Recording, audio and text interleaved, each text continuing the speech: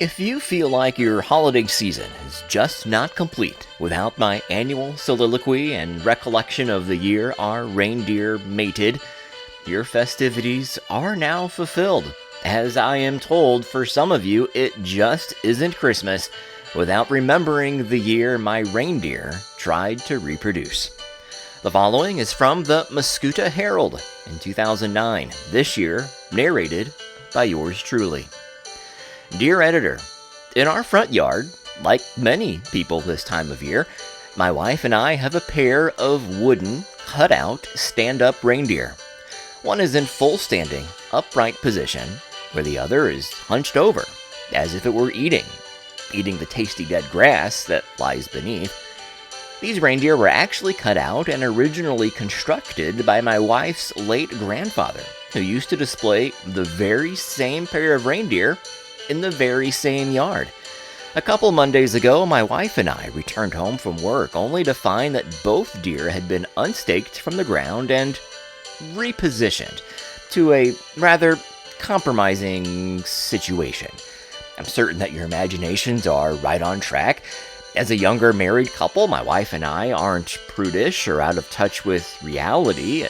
We are fully aware of the humor in such a scenario. However, we do live in a neighborhood where small preschool-age children lived, so I removed the top reindeer, if you will. He spent the next few days in the garage.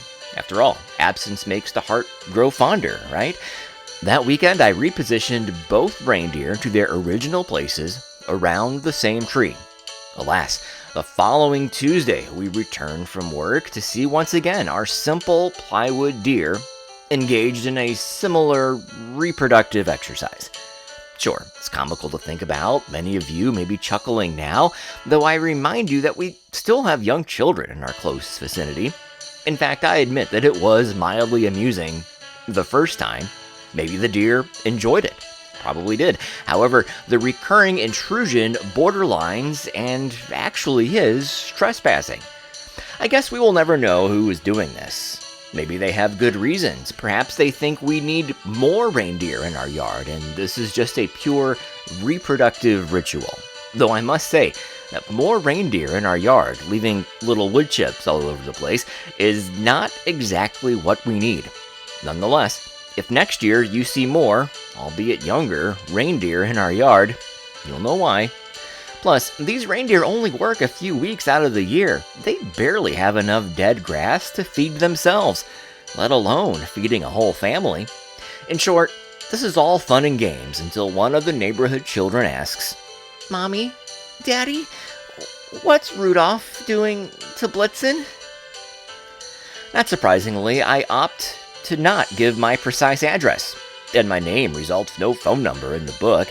That could just be seen as an open invitation to take further advantage of our other miscellaneous lawn ornaments. Can only envision what could be done with our plastic flamingos and the lonely garden gnome.